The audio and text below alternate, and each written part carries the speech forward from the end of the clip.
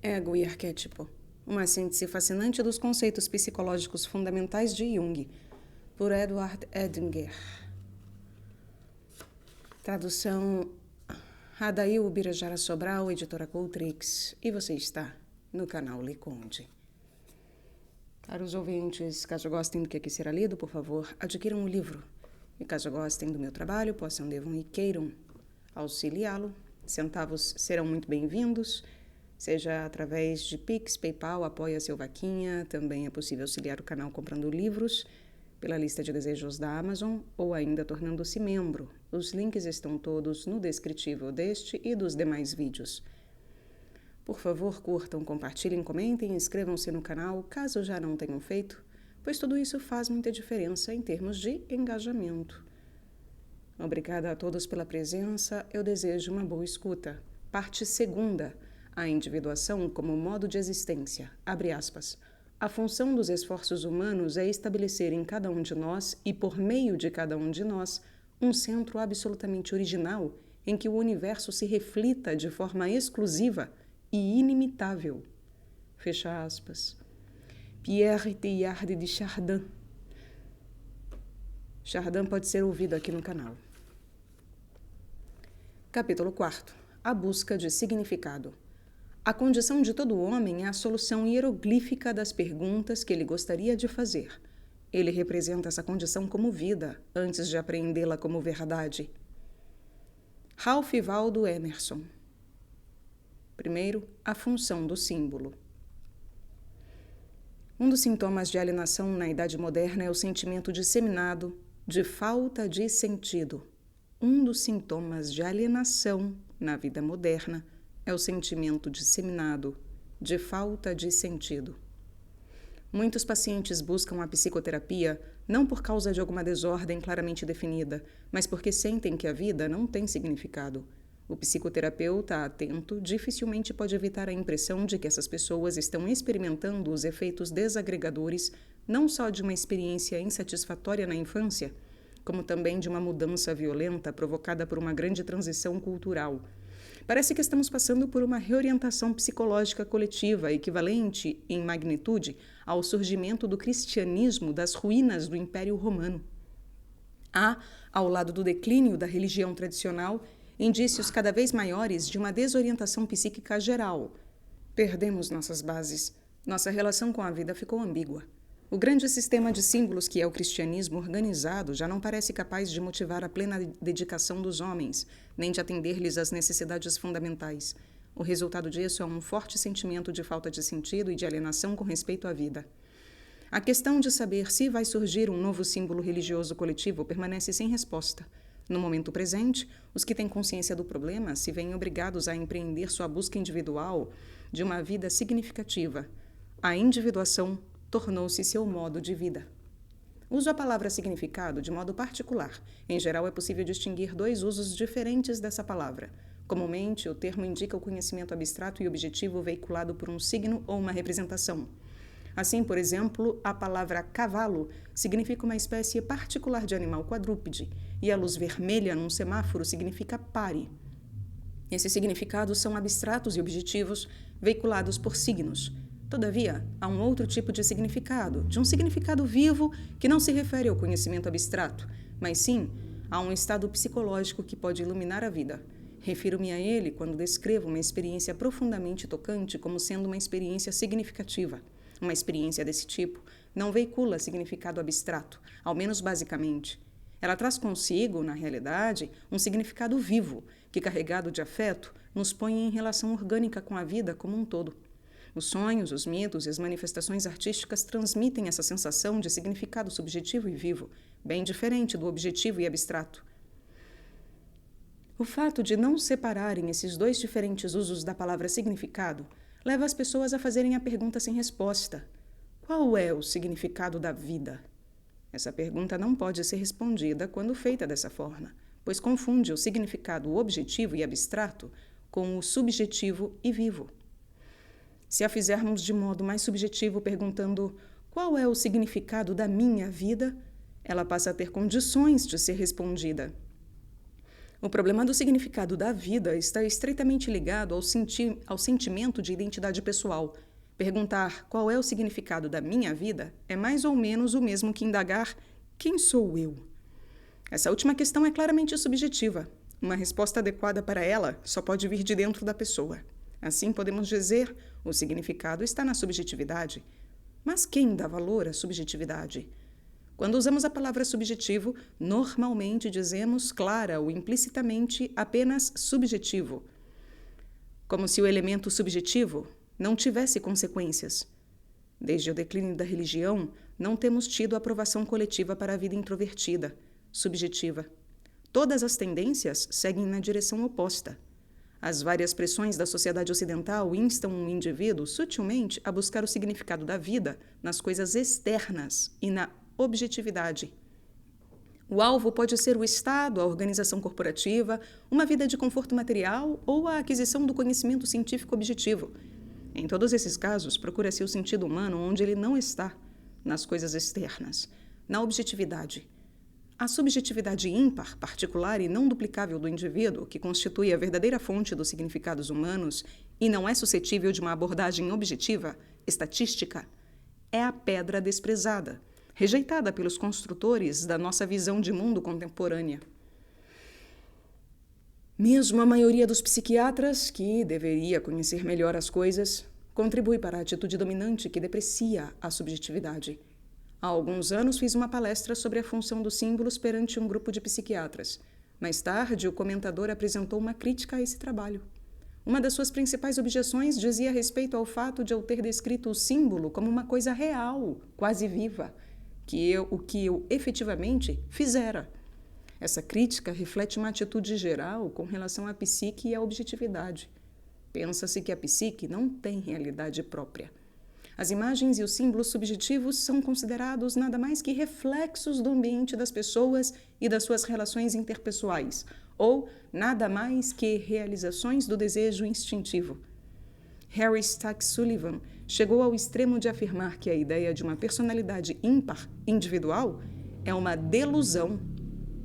E assim, um famoso psiquiatra torna-se inadvertidamente outro expoente de uma psicologia coletivista de massas. A necessidade mais urgente do mundo moderno consiste em descobrir o mundo subjetivo interno da psique.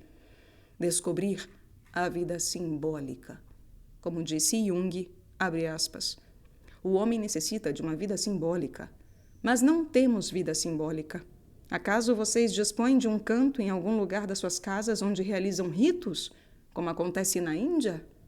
Mesmo as casas mais simples daquele país têm pelo menos um canto fechado por uma cortina, no qual os membros da família podem viver a vida simbólica, podem fazer seus novos votos ou meditar. Nós não temos isso. Não temos tempo nem lugar. Só vida simbólica pode exprimir a necessidade do espírito, a necessidade diária do espírito, não se esqueçam. E como não dispõem disso, as pessoas jamais podem libertar-se desse moinho, dessa vida angustiante, esmagadora e banal, em que elas são nada senão. Fecha aspas. O homem necessita de um mundo de símbolos, assim como necessita de um mundo de signos. Tanto o signo como o símbolo são necessários, mas não devem ser confundidos entre si. O signo é uma entidade de significado que representa uma entidade conhecida. Com base nessa definição, a língua é um sistema de signos e não de símbolos. O símbolo, por outro lado, é uma imagem ou representação que indica algo essencialmente desconhecido, um mistério. O signo veicula um significado abstrato e objetivo, ao passo que o símbolo veicula um significado vivo, subjetivo. O símbolo é dotado de um dinamismo subjetivo que exerce sobre o indivíduo uma poderosa atração e um poderoso fascínio. Trata-se de uma entidade viva e orgânica que age como um mecanismo de liberação e de transformação de energia psíquica. Podemos dizer, portanto, que o signo é morto e o símbolo é vivo. Os símbolos são um produto espontâneo da psique arquetípica. Não é possível fabricar um símbolo, só é possível descobri-lo. Os símbolos são portadores de energia psíquica. Eis por que convém considerá-los vivos. Eles transmitem ao ego, consciente ou inconsciente, a energia vital que apoia, orienta e motiva o indivíduo. A psique arquetípica mantém uma incessante atividade de criação de uma corrente estável de imagens simbólicas vivas. Normalmente, essa corrente não é percebida pela consciência, a não ser por meio dos sonhos ou das fantasias, que surgem quando a pessoa acordada tem reduzido o seu nível de atenção consciente. Entretanto, há razões para crer que, mesmo num estado plenamente desperto, essa corrente de símbolos, carregada de energia efetiva, continue a fluir sem que o ego se aperceba. Os símbolos penetram no ego, levando-o a identificar-se com eles e a trabalhar com eles inconscientemente, ou passam para um ambiente externo por meio das projeções, levando o indivíduo a ficar fascinado e envolvido com objetos e atividades externos. Segundo, as falácias concretista e redutivista. A relação entre o ego e o símbolo constitui um fator extremamente importante. Em geral, há 3 padrões possíveis de relação entre o ego e o símbolo, ou, o que é a mesma coisa, entre o ego e a psique arquetípica. 1. O ego pode identificar-se com o símbolo. Nesse caso, a imagem simbólica será vivida concretamente. O ego e a psique arquetípica serão uma só entidade.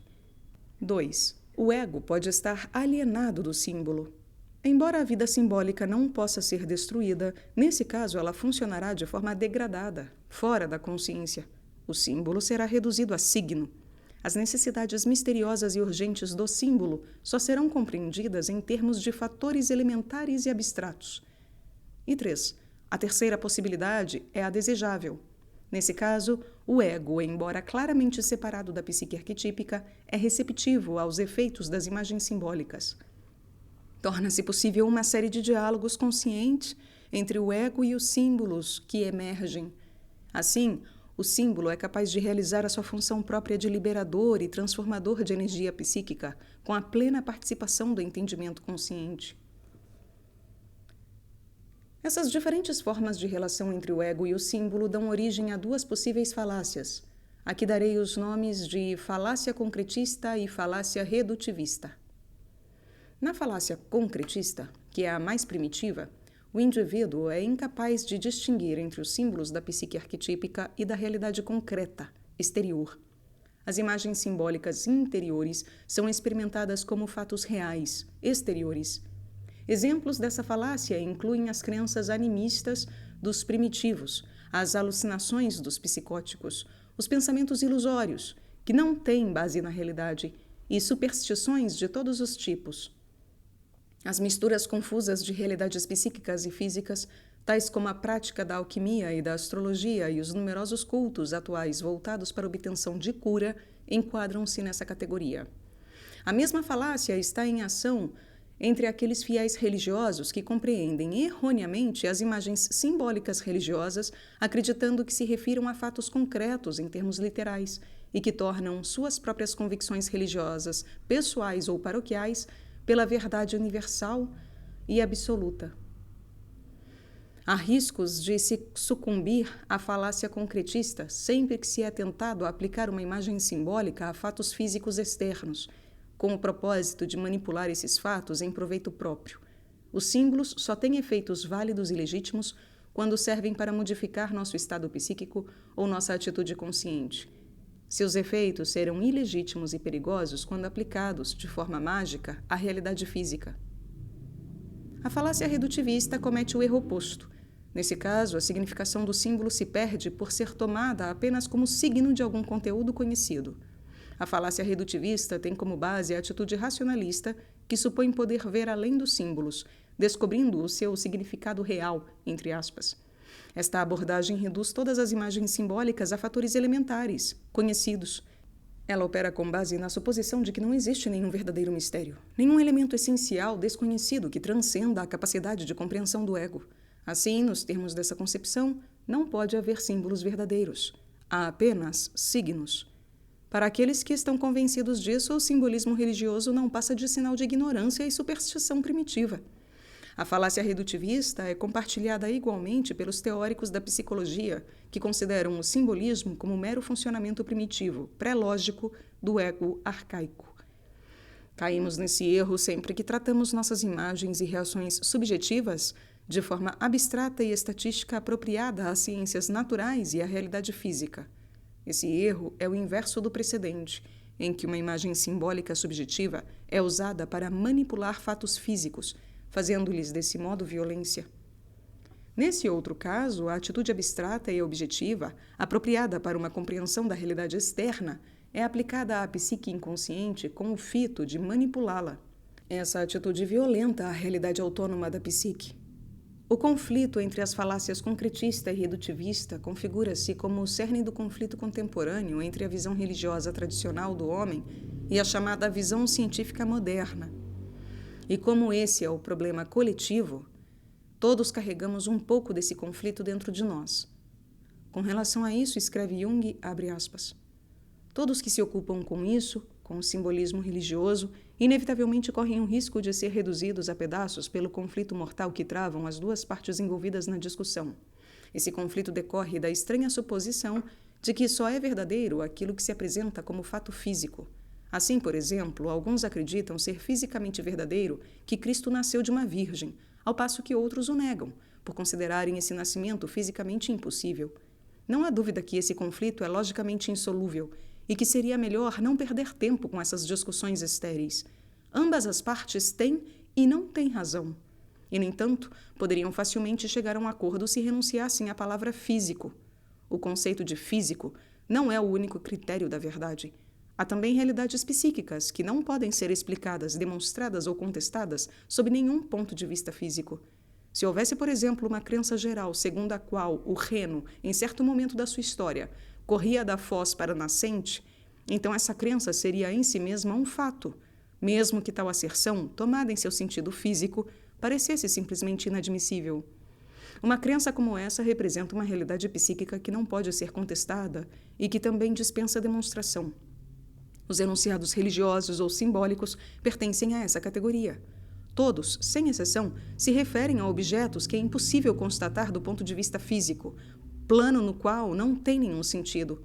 O fato de enunciados religiosos ou simbólicos se mostrarem muitas vezes em flagrante conflito com os fenômenos físicos observados prova que, em contraste com a percepção física, o espírito, o simbólico, é autônomo e a experiência psíquica depende, até certo ponto, dos dados da natureza física.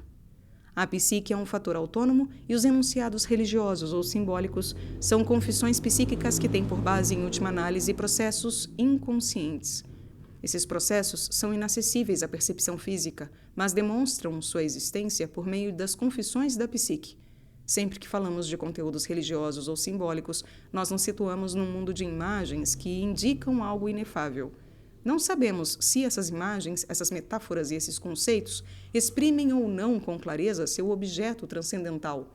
Todavia, não há dúvida que, na origem dessas imagens, há algo que transcende a consciência e que não só impede que os enunciados variem irrestritamente e de forma caótica, como também demonstra que todos eles se referem a alguns princípios básicos ou arquétipos.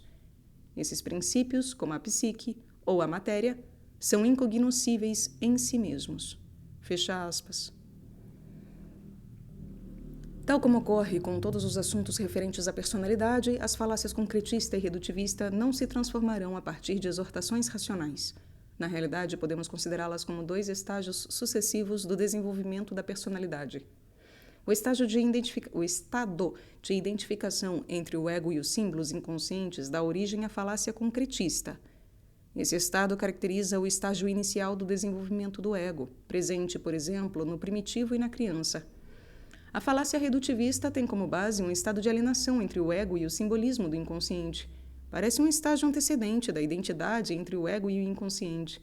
Nesse ponto, o desenvolvimento do ego pode exigir uma depreciação do inconsciente e do poder das suas imagens simbólicas.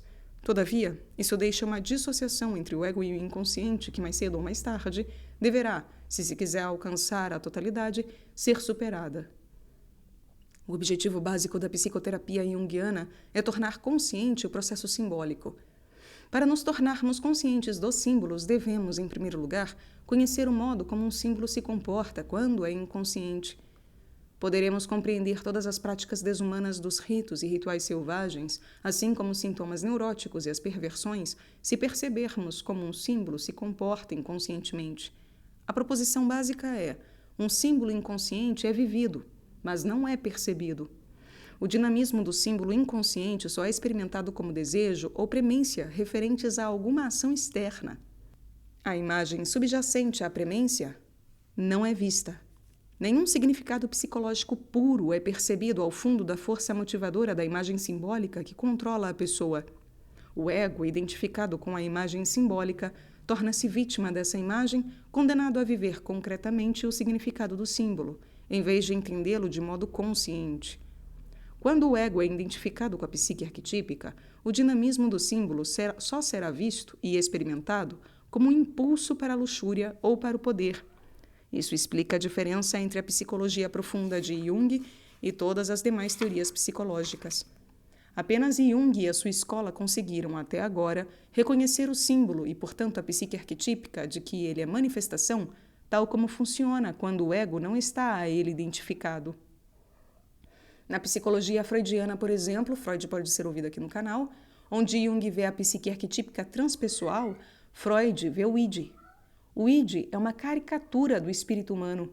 A psique arquetípica e seus símbolos são vistos apenas por meio da forma como se manifestam quando o ego está a eles identificado.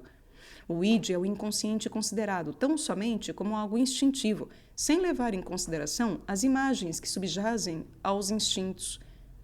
Quando lida com as imagens, a psicologia freudiana lhes dá uma interpretação redutivista, que retorna ao instinto. A imagem simbólica per se não tem garantida nenhuma realidade substantiva. Essa atitude freudiana com relação ao inconsciente é algo que vale a pena entender, uma vez que é compartilhada de uma ou de outra forma por quase todas as escolas da psicoterapia moderna.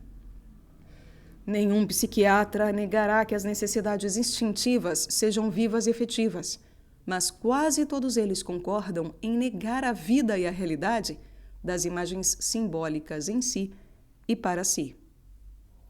Essa atitude comum da psicologia moderna, que vê a psique inconsciente unicamente motivada pelos instintos, é, no fundo, anti-espiritual, antinatural e destruidora da vida simbólica. Enquanto for sustentada, é impossível cultivar uma vida interior significativa. As compulsões de natureza instintiva de fato existem em abundância, mas a imagem simbólica, atuando como agente liberador e transformador da energia psíquica, eleva as necessidades instintivas a outro nível de significado e humaniza, espiritualiza e acultura a energia animal bruta. O instinto contém seu próprio significado oculto, que só se revela por meio da percepção da imagem que lhe é subjacente. Uma forma de descobrir a imagem oculta é o processo da analogia. Como afirma Jung, abre aspas, a criação de analogias liberta o instinto e a esfera biológica como um todo da pressão de conteúdos inconscientes. A ausência de simbolismo, todavia, sobrecarrega a esfera do instinto. Fecha aspas. Como exemplo de método analógico, lembro-me de um paciente submetido ao jugo inconsciente de uma poderosa imagem simbólica que exigia que ele a vivesse como sintoma enquanto não a pudesse conscientemente entender. Como é mais fácil ver coisas maiores que menores, escolhi um exemplo que é aumentado, por assim dizer, devido a ser um sintoma de psicopatologia. Falo de um caso de travestismo. Um jovem com uma forte necessidade de usar roupas femininas. Quando usava alguma peça do vestuário feminino, sua atitude em relação a si mesmo passava por uma mudança radical. Normalmente, ele se sentia tímido, inferior e impotente. Mas, quando vestia alguma peça feminina que pudesse ficar fora das vistas gerais, sentia-se confiante, eficaz e sexualmente potente. Ora, o que significa esse sintoma? O indivíduo estava vivendo uma imagem simbólica inconsciente. Como essas imagens sintomáticas têm a mesma origem dos sonhos, podemos tratá-las como trataríamos um sonho, com o método da amplificação. Então perguntamos a nós mesmos que tal é vestir roupas femininas e quais os paralelos gerais e mitológicos que disso dispomos. O livro quinto da Odisseia descreve a jornada de Ulisses entre a ilha de Calípso e a terra de Feácios. Durante a jornada, Poseidon provoca uma tempestade terrível que teria afogado Ulisses se Ino, uma deusa do mar, não lhe tivesse dado auxílio.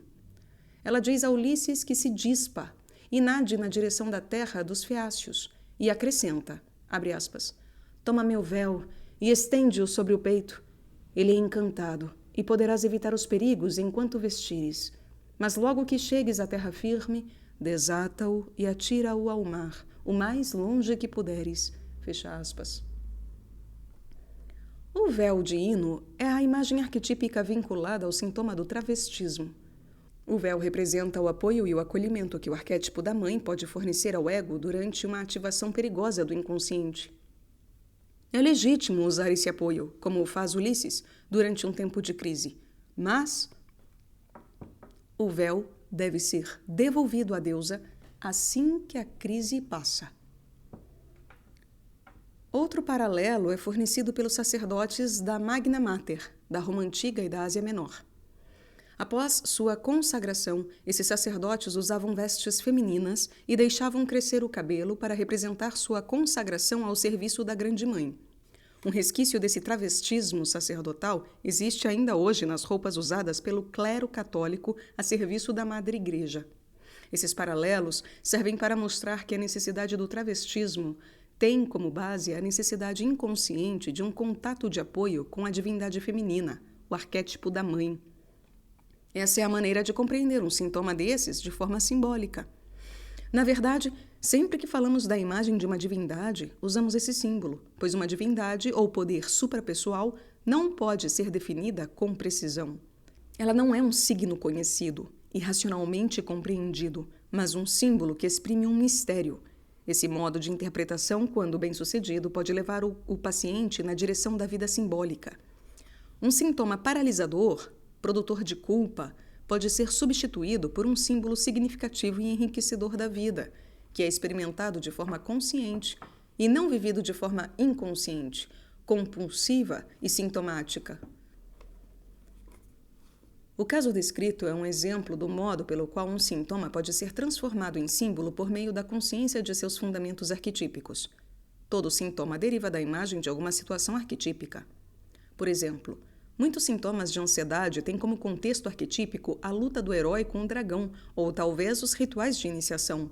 Muitos sintomas de decepção e ressentimento são uma revivescência do encontro arquetípico de Jó com Deus.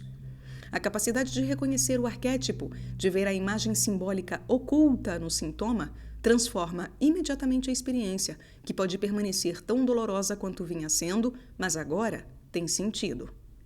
Em vez de isolar o sofredor dos seus semelhantes, o reconhecimento o une a eles numa relação mais profunda. Agora, ele se sente sócio participante da empresa humana coletiva, a dolorosa evolução da consciência humana, que começou na escuridão do pântano original e terminará em algum lugar que não sabemos. As tensões e disposições emocionais muito fortes também gerarão o seu sentido se puder encontrar a imagem simbólica relevante. Por exemplo, um homem estava tomado por uma disposição violenta. As coisas não se passavam como ele queria, mas ele não conseguia trabalhar, nem reprimir o afeto. Por fim, rezou, pedindo para entender o significado de tudo aquilo. Imediatamente lhe veio a imagem de 3 homens numa fornalha ardente, como descreve o livro de Daniel. Ele leu a passagem bíblica e, após refletir sobre ela, viu desaparecer a disposição de que estava possuído. O 3º capítulo de Daniel descreve o decreto de Nabucodonosor, segundo o qual todas as pessoas, dado um certo sinal, deveriam ajoelhar-se e adorar uma estátua de ouro. Sadraque, Mesaque e Abdenego recusaram-se a cumprir essas ordens, e Nabucodonosor, cheio de ira, ordenou que eles fossem jogados numa fornalha ardente. Mas eles ficaram ilesos, e viu-se um 4º personagem andando com eles dentro do fogo, como um filho de Deus. Essa imagem dissolveu a disposição violenta do paciente, porque exprime simbolicamente o seu significado. O rei Nabucodonosor representa uma personagem arbitrária, tirânica e voltada para o poder, que queria usurpar as prerrogativas de Deus e que fica irado quando não o tratam como divindade. É o ego identificado com si mesmo. Sua ira é um sinônimo de fornalha ardente. Sadraque, Mesaque e Abdenego, ao se recusarem a atribuir um valor transpessoal a uma motivação pessoal, expõem-se voluntariamente ao fogo da frustração de Nabucodonosor, o que corresponderia à capacidade do paciente no sentido de evitar a identificação com o afeto, suportá-lo e, finalmente, buscar-lhe o significado por meio da imaginação ativa. A 4ª personagem que aparece na fornalha, como um filho de Deus, é o componente transpessoal arquetípico que foi realizado na experiência. Ele traz sentido, libertação e totalidade, tal como o 4º elemento. Esse exemplo ilustra uma afirmação de Jung. Falando dos seus confrontos com o inconsciente, diz ele, abre aspas, eu vivia num estado de tensão. À medida que fui conseguindo traduzir as emoções em imagens, isto é, à medida que fui descobrindo as imagens que se encontravam escondidas nas emoções, vi-me acalmado e seguro interiormente. Fecha aspas. Enquanto estivermos inconscientes da dimensão simbólica da existência, experimentaremos as vicissitudes da vida como sintomas. Os sintomas são estados mentais perturbados que somos incapazes de controlar e que, essencialmente, não têm sentido, isto é, não contêm valor ou significação. Os sintomas são, na verdade, símbolos degradados pela falácia redutivista do ego. Os sintomas são intoleráveis precisamente porque não têm sentido. Podemos superar quase todas as dificuldades se soubermos discernir o seu significado. A falta de sentido constitui a maior ameaça à humanidade. Os sintomas são, na verdade, símbolos degradados. Degradados pela falácia redutivista do ego. Os sintomas são intoleráveis precisamente porque não têm sentido. Podemos superar quase todas as dificuldades se soubermos discernir o seu significado. A falta de sentido constitui a maior ameaça à humanidade. Tomo a liberdade para fazer aqui apenas uma pequena sugestão. A logoterapia de Viktor Frankl também busca o sentido da vida, né? É justo um trabalho em relação ao sentido da vida. Vale a pena dar uma olhada no trabalho de Viktor Frankl, que também fala sobre o perigo da falta de sentido na vida. Para quem não sabe, Viktor Frankl, inclusive, passou pelo nazismo, era judeu e passou pelos campos de concentração e, portanto, em decorrência dessa sua própria vivência tão extrema de violência, de perda de tudo, ele traz brilhantemente essa questão da falta de sentido e da busca pelo sentido. Voltando ao texto. Nossa vida consciente se compõe de uma série de disposições, sentimentos, ideias e necessidades prementes. Os estágios psíquicos sucessivos por que passamos constituem uma espécie de contas presas a um único colar. Dependendo da nossa atitude consciente, experimentaremos esse rosário da vida, tanto como uma sucessão de sintomas sem sentido, quanto, por meio da consciência simbólica, como uma série de encontros luminosos entre o ego e a psique transpessoal. Nossos prazeres, assim como nossas dores, serão sintomas quando não tiverem importância simbólica. Os sábios da Índia reconhecem isso em sua doutrina de Maya. De acordo com essa concepção, a dor e o prazer, que são sintomas da vida, estão indissoluvelmente ligados. Para obter a libertação dos sintomas dolorosos, devemos também fazer cessar os sintomas prazerosos. Em termos de psicologia analítica, a busca indiana de libertação das premências da dor e do prazer equivale à busca da vida simbólica. O nirvana não é uma forma de escapar à realidade da vida. Com efeito, é a descoberta da vida simbólica que liberta o homem de uma vida angustiante, esmagadora e banal, que não passa de uma sucessão de sintomas desprovidos de sentido. Terceiro, a vida simbólica. A vida simbólica constitui, de certa forma, um pré-requisito da saúde psíquica. Sem ela, o ego fica alienado da sua fonte suprapessoal e cai vítima de uma espécie de ansiedade cósmica. Os sonhos, com frequência, tentam curar o ego alienado mediante a veiculação de algum sentido a respeito da sua origem. Eis um exemplo de sonho desse gênero. A sonhadora lutava com um problema de alienação entre o ego e o si mesmo. Ela se via às voltas com profundos sentimentos de depressão, de falta de valor e de sentido com relação à sua vida e suas capacidades. E então teve o seguinte sonho, abre aspas. Um velho que era ao mesmo tempo sacerdote e rabino estava falando comigo. Enquanto ouvia suas palavras, eu era tocada no mais profundo do ser e me sentia em vias de ficar curada. Era como se Deus me falasse por meio dele. Eu sentia que a pergunta eterna que sempre está dentro de mim estava se esclarecendo. Por um momento eu sabia por quê. Enquanto ele falava, ia me fazendo voltar a entrar em contato com algo que eu conhecera há muito tempo antes de nascer. Fecha aspas. Esse sonho teve um forte impacto sobre a sonhadora. Ela o experimentou como algo que lhe trazia a cura. A eterna pergunta relativa ao significado de sua vida fora respondida. Mas qual era a resposta? No início, logo ao acordar, ela não se recordava do que o velho dissera. Então, subitamente, lembrou-se de uma velha lenda judaica que tinha lido e percebeu que o rabino sacerdote havia dito a essência dessa lenda. A lenda é a seguinte, abre aspas. Antes do nascimento de uma criança, Deus convoca a semente do futuro ser humano e decide o que a sua alma deverá ser, homem ou mulher, sábio ou simplório, rico ou pobre.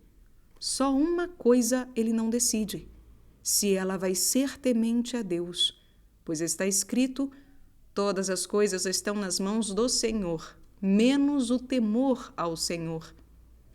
A alma, contudo, pede a Deus para que não seja enviada para a vida que está além daquele mundo. Mas Deus responde, o mundo para o qual te envio é melhor que o mundo em que estavas. E quando te fiz-te para este destino terreno.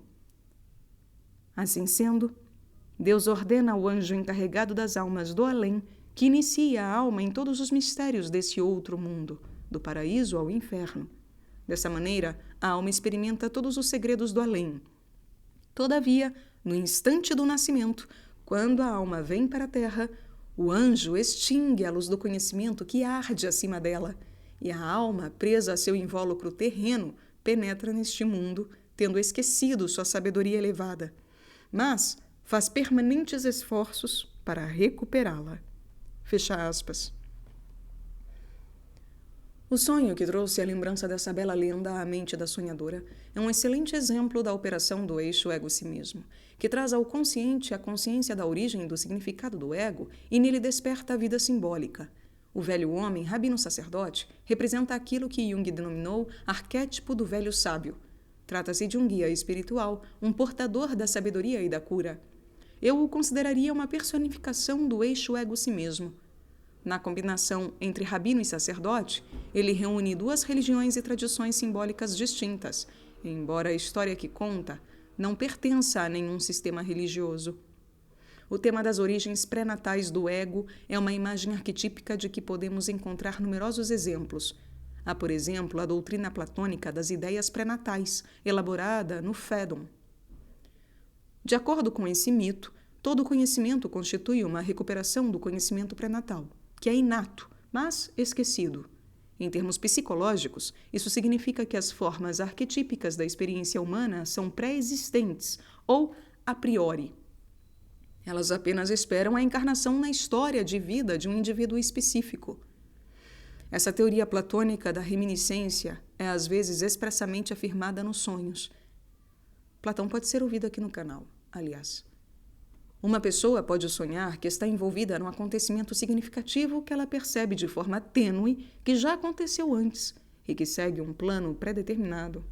Eis como um sonhador descreve esse tipo de sonho. Abre aspas. Foi como se eu estivesse experimentando o sonho em 2 níveis ao mesmo tempo. Por um lado, ele era sui generis, espontâneo e irrepetível. Por outro, eu parecia estar também representando um papel e recontando uma história que eu conhecia e esquecera. Os 2 níveis estavam inextricavelmente ligados. Eu estava representando o papel com perfeição, simplesmente porque, ao mesmo tempo, eu estava de fato vivendo. Eu dizia minhas falas enquanto prosseguia, mas parecia estar sendo auxiliado pelo fato de que eu já conhecia a história. Cada situação que se manifestava provocava um eco na memória, que me auxiliava. Fecha aspas. Outro paralelo é um velho conto gnóstico que tem muitas semelhanças com a lenda judaica já citada, mas vai um pouco além, pois mostra de que modo a alma acorda e se lembra da sua origem celeste. Os tradutores modernos deram a esse conto o título Hino da Pérola. Cito um tanto resumidamente, com base no livro de Hans Jonas, abre aspas. Quando eu era criança e morava no reino da casa de meu pai e me deliciava com a riqueza e o esplendor daqueles que me criavam, meus pais me enviaram do Oriente, nossa terra natal, com provisões para uma viagem. Eles me despiram do manto de glória que com seu amor haviam feito para mim e de minha capa, feita sob medida para ajustar-se exatamente a meu corpo, e fizeram comigo um acordo. Eles o escreveram em meu coração para que eu não esquecesse. Quando desceres ao Egito e pegares a pérola que está no meio do mar, cercada pela serpente resfolegante, porás outra vez teu manto de glória e tua capa, e com teu irmão, que nos segue na hierarquia, serás herdeiro de nosso reino. Deixei o Oriente e segui meu caminho, acompanhado de 2 emissários reais, pois o caminho era perigoso e árduo, e eu era jovem para fazer uma viagem dessas. Desci ao Egito, e meus acompanhantes se apartaram de mim. Fui direto à serpente, aproximei-me bastante da sua morada e esperei que ela adormecesse para poder tomar-lhe a pérola. Eu era um estranho para os companheiros da pousada. Vesti-me com suas roupas, para que não suspeitassem que eu viera de fora pegar a pérola e alertassem a serpente contra mim. Mas, por alguma razão, eles perceberam que eu não era dali e se insinuaram até conquistar a minha confiança e, com a sua astúcia, me fizeram beber e provar a sua comida. Esqueci que eu era filho do rei e servia ao rei deles. Esqueci a pérola que meus pais me haviam mandado pegar. Com o peso dos alimentos que me deram, caí em sono profundo. Meus pais perceberam tudo o que me ocorreu e ficaram preocupados comigo. Escreveram-me uma carta, e cada um dos grandes pôs seu nome nela. De teu pai, o rei dos reis, de tua mãe, senhora do Oriente, e de teu irmão, que nos segue na hierarquia, para ti, nosso filho, no Egito, nossas saudações. Desperta e sai de teu sono, e observa as palavras de nossa carta. Lembra-te que és filho do rei. Contempla aqueles a quem serves em estado de escravidão. Lembra-te da pérola, razão pela qual foste enviado ao Egito. Lembra-te do teu manto de glória. Lembra-te da tua esplêndida capa. Lembra-te que os podes vestir e adornares-te com eles. Lembra-te que podes ter teu nome inscrito no livro dos heróis e que te podes tornar, junto com teu irmão, nosso representante, herdeiro de nosso reino. A carta era como um mensageiro.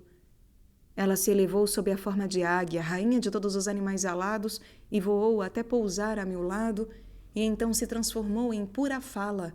E com a sua voz e com o som que fazia, acordei e saí do sono em que estava. Tomei da carta, beijei-a, abri-a e ali. A carta continha as mesmas palavras que me haviam sido inscritas no coração. Lembrei-me de que era filho do rei e que minha alma, que nascera livre, desejava encontrar seus iguais. Lembrei-me da pérola em cuja busca havia sido enviado ao Egito e comecei a encantar a serpente terrível e resfolegante. Levei-a a dormir, invocando o nome de meu pai, o nome do que nos segue na hierarquia e o nome da minha mãe, a rainha do Oriente. Apanhei a pérola e pus-me a caminho a fim de voltar para meu pai.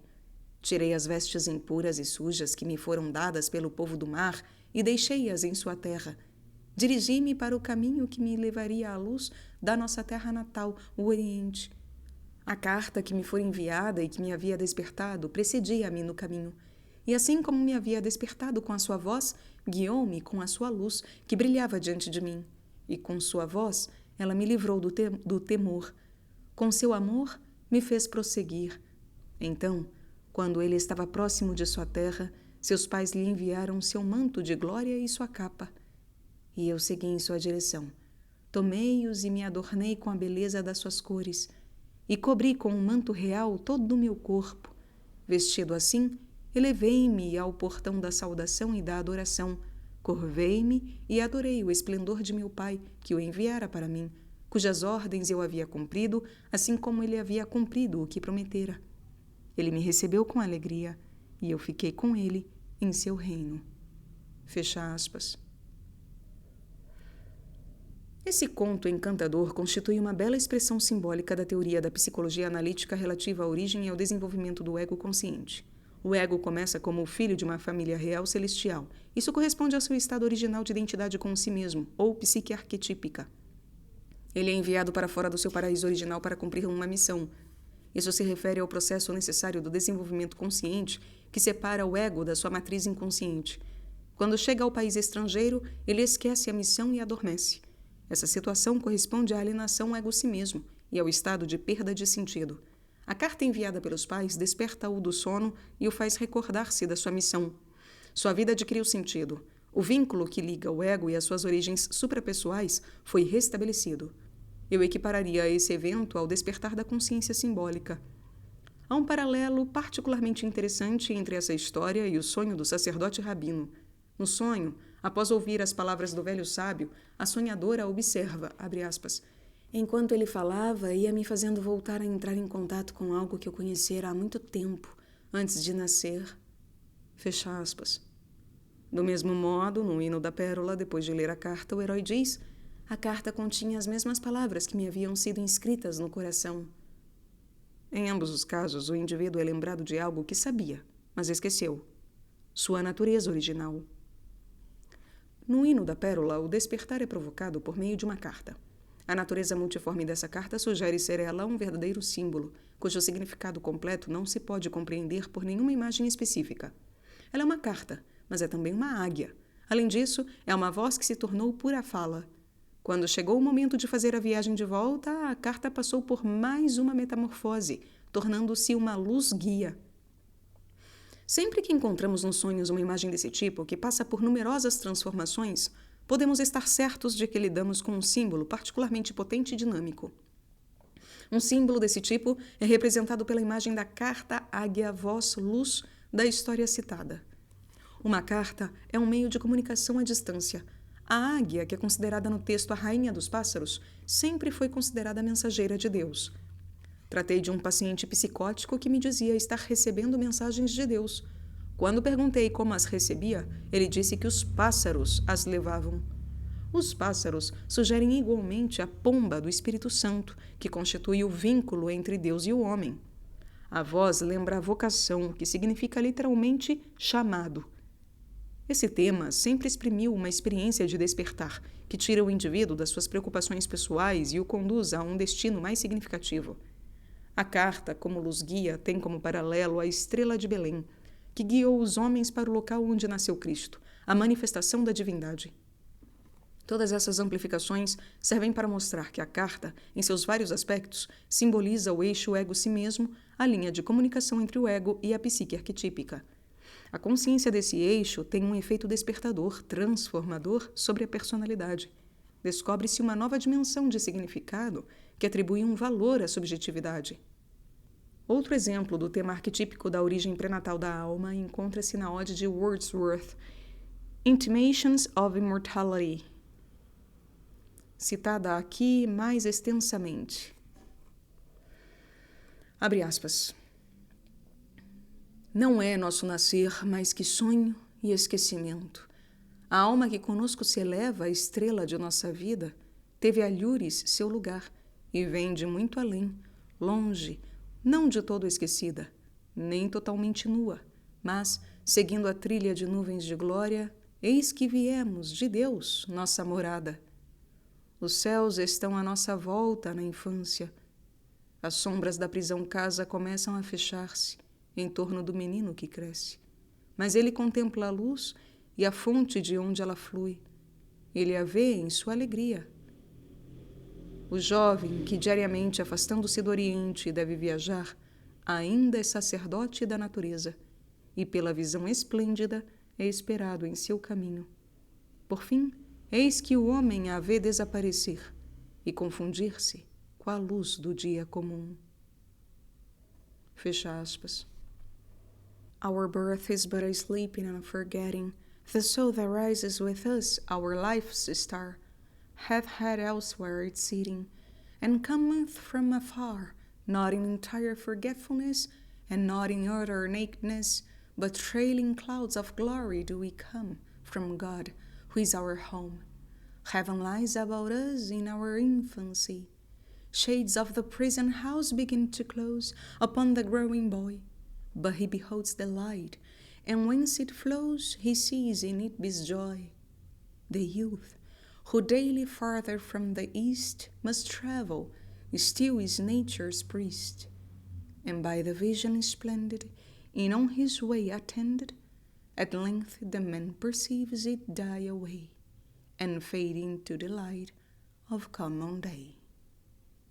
Nesse ponto, o herói de Wordsworth alcança o Egito, esquece sua missão e adormece. Ele jamais recebe uma carta claramente definida de despertar, mas tem premonições. Abre aspas. E numa estação de tempo calmo, por mais longe da costa que estejamos, nossas almas vislumbram aquele imortal mar que nos trouxe aonde estamos.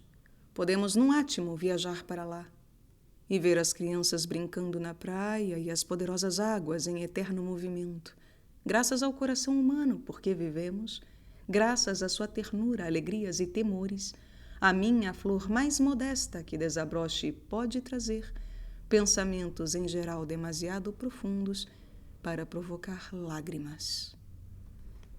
Fecha aspas. And in a season of calm weather, though in island far we be, our souls have sight of that immortal sea, which brought us hither, can in a moment travel thither, and see the children sport upon the shore, and hear the mighty waters rolling evermore, thanks to the human heart by which we live, thanks to its tenderness, its joys and fears. To me, the meanest flower that blooms can give thoughts that do often lie too deep for tears.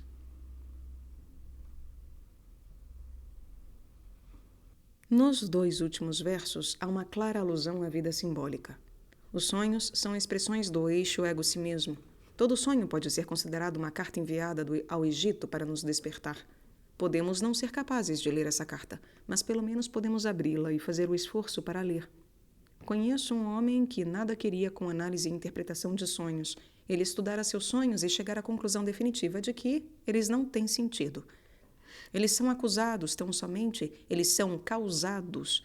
somente pelas sensações físicas que temos quando estamos na cama, provocadas pelo fato de o pé estar emaranhado na coberta, de estarmos deitados sobre o braço e assim por diante. É interessante notar os tipos de sonho de um homem assim. Ele costumava ter vários pesadelos que se repetiam. Sonhava que estava num pântano atolado até os joelhos e afundando cada vez mais, sem poder se mover. Outras vezes, sonhava que era cego e, em outras, paralítico. Às vezes, as imagens oníricas se referem diretamente ao funcionamento do eixo ego-si mesmo. Isso ocorreu com o sonho a respeito do sacerdote rabino. Encontrei vários sonhos que utilizam a imagem de uma ilha que necessita de um sistema de comunicação com o continente. Eis um exemplo desse tipo de sonho, abre aspas. Um homem sonhou que estava numa ilha a muitas milhas do continente. Uma grande quantidade de fios telefônicos se eleva do mar. Os fios estão conectados com o continente, e o sonhador sente que o salvou da destruição por ter reconhecido o que eram. Trata-se de um importante avanço nas comunicações. Seus vizinhos acham que a fiação é feia e querem que seja lançada de novo ao mar, mas o sonhador consegue convencê-los do seu valor. Fecha aspas. O fato de os vizinhos apresentarem objeções à feiura dos cabos telefônicos é significativo. O sonhador tem um senso estético altamente desenvolvido. Na realidade, seus principais juízos de valor têm por base considerações de ordem estética. Para aceitar a nova forma de comunicação com o continente, isto é, a psique arquetípica, o sonhador deve depor a tirania do esteticismo, que só reconhece os seus próprios valores. Trata-se de uma ilustração do fato de o eixo ego-si mesmo e a vida simbólica serem encontrados por meio da função inferior, da parcela mais fraca da personalidade. Somente por meio da consciência e da aceitação das nossas fraquezas, nós nos tornamos conscientes de algo que ultrapassa o ego e lhe dá sustentação. Eis mais um exemplo do sonho que constitui uma bela ilustração de eixo ego-si mesmo e do impacto luminoso que ele pode ter. O paciente teve esse sonho há cerca de 1 ano antes de iniciar a análise, durante um período particularmente angustiante. Embora sua psicoterapia tenha sido longa e árdua, esse sonho prenunciava o sucesso final. Abre aspas. Estou no telhado de um aposento completamente cercado de água, quando ouço uma música maravilhosa cruzando a água. Essa música é trazida por 4 sábios, que vêm em pequenos botes, cada qual proveniente de uma das 4 direções. Estão magnificamente vestidos e, à medida que cruzam a água por entre as sombras de uma madrugada azul acinzentada, percebo que a música que cada um deles traz tem as características de sua direção de origem. Essas 4 qualidades musicais se misturam e se mesclam, formando um som que me afeta poderosamente quando escrevo a respeito, 3 anos depois, tal como me afetou a época do sonho. Os 4 sábios sobem escadas em cada canto do aposento. Sou tomado por um sentimento de reverência e emoção. Quando eles alcançam o telhado, o dia fica mais claro. Estar perto deles é desconcertante. Percebo que vieram me preparar para alguma obra. Devo então descer as escadas e realizar alguma tarefa que requer diligência e concentração prolongadas. Ao retornar, vejo os 4 sábios regressando sobre as águas em seus pequenos botes. Apesar de uma sensação de desapontamento, a música parecia mais gloriosa que antes, até triunfal. Havia claramente a sensação de ter sido bem-sucedido ou aprovado no teste. Então percebi que no local em que cada sábio tinha estado, havia agora um ídolo de pedra, que, embora abstrato, não só representava intrinsecamente o homem sábio, como também tudo o que a cultura e os costumes da sua direção de origem implicavam. Havia em mim um sentimento de gratidão por me ser possível provar que eles tinham estado ali. Então voltei a atenção para os 4 sábios, cada qual seguindo sua direção nos pequenos botes, e a música tornou-se ainda mais magnífica. Outra vez ouvi com especial clareza a personalidade específica de cada uma das 4 direções fundir-se misteriosamente entre si para formar um som supramusical.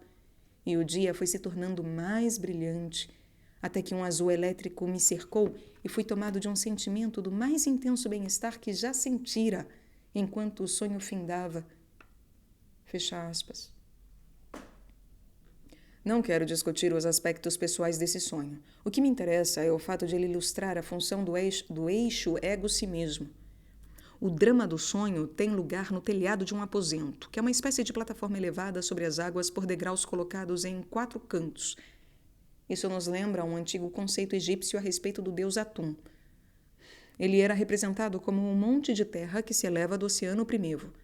De acordo com Clarke, esse símbolo do monte primordial, abre aspas, logo se formalizou numa elevação com lados inclinados ou escavados, ou como uma plataforma cercada por degraus de todos os lados. É isso, provavelmente, o que as pirâmides com degraus representam. Fecha aspas. Outra analogia é o zigurate babilônico, que é igualmente um monte sagrado com degraus de todos os lados que levam a uma plataforma situada no topo, onde ficava o santuário de Marduk. O topo do monte sagrado era considerado o centro do mundo, o ponto em que a força criativa divina se manifesta, o local do encontro entre Deus e o homem. As mesmas ideias eram associadas às pirâmides dos maias. A imagem dos sábios levando presentes lembra-nos a história do nascimento de Jesus e dos 3 reis magos. O tema do oferecimento de presentes ao recém-nascido é parte do mito do nascimento do herói, que podemos acrescentar é também o mito do nascimento do ego. Mas o que significa a presença de 4 e não 3 reis magos? Há uma lenda segundo a qual, quando Jesus nasceu, foram 4 reis magos e não 3 que supostamente acorreram a ele vindos dos 4 cantos do mundo, mas o 4º sofreu um atraso e não chegou a tempo. O fato de haver 4 sábios vindos das 4 direções faz alusão ao simbolismo da mandala e indica que os sábios são uma função do si mesmo ou totalidade psíquica. Assim sendo, os 4 sábios representam o eixo ego-si mesmo de 4 lados. Eles são mensageiros e portadores de presentes que vêm de ultramar para estabelecer comunicação com o ego. Lembremo-nos do sonho anterior, do sacerdote rabino, em que, da mesma maneira, um velho sábio serviu para ligar a sonhadora às suas origens suprapessoais. Eu chamaria a atenção para o simbolismo da luz presente nesse sonho. O sonho começa de madrugada. O dia fica mais claro quando os sábios atingem o telhado e fica ainda mais claro no ponto culminante do sonho. A luz representa a consciência. Todos os povos têm mitos da criação que a descrevem como a criação da luz. Esses mitos se referem à criação do ego, que é a luz da consciência nascida das trevas do inconsciente. Da mesma forma, a madrugada é o nascimento diário da luz do sol, e é a imagem capaz de representar a consciência emergente. Por conseguinte, podemos entender esse sonho como uma referência a um crescimento ou um aumento da consciência do sonhador. Essa interpretação também corresponderia ao significado dos sábios, cujo atributo é a sabedoria. A sabedoria é a luz no sentido psicológico. Os sábios são portadores da luz da consciência. Outra característica do sonho em questão é o fato de cada sábio deixar atrás de si um ídolo, ou uma imagem de si mesmo, que resume a direção de onde veio e fornece uma prova tangível da realidade da sua visita. Isso é extremamente interessante. Entendo-o como uma representação do próprio processo simbólico. As forças arquetípicas representadas pelos sábios trazem imagens de si mesmas como presentes para o ego, símbolos que lembram o indivíduo das suas vinculações suprapessoais. Essas imagens corresponderiam, em termos de função, à carta, à águia e à luz-guia do hino da pérola. São elos entre o ego e a psique arquetípica que transmitem um significado simbólico. A palavra símbolo vem da palavra grega symbolon, que combina 2 raízes, sim, que significa junto ou com, e bolon, que significa aquilo que foi colocado. O significado básico é, por conseguinte, aquilo que foi colocado junto. No uso grego original, os símbolos referiam-se a 2 metades de um objeto, tal como uma vara ou uma moeda, que 2 partes dividem entre si como um sinal de compromisso e que mais tarde serve de prova da identidade daquele que apresentar uma das partes diante daquele que está de posse da outra parte. O termo correspondia à palavra inglesa tally, entalhe, que o dicionário Webster descreve do seguinte modo, abre aspas, após marcar uma vara com entalhes a quantidade ou número de bens enviados, os comerciantes costumavam dividir essa vara em sentido longitudinal, passando por todos os entalhes, de modo que as metades resultantes correspondessem entre si exatamente, ficando o vendedor com uma das partes e o comprador com outra. Fecha aspas. Portanto, um símbolo era originalmente uma tally, referindo-se à parte de um objeto que lhe faltava, um entalhe. Parte essa que, quando restituída à outra parte, ou colocada junto dela, recriava o objeto inteiro original. Isso corresponde à nossa compreensão da função psicológica do símbolo.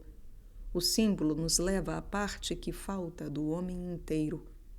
Ele nos põe em relação com nossa totalidade original e cura a nossa divisão, nossa alienação da vida. E como o homem total é bem maior que o ego, o símbolo nos põe em relação com as forças suprapessoais que constituem a fonte da nossa existência e do significado que temos. Essa é a razão para que se honre a subjetividade e para que se cultive a vida simbólica.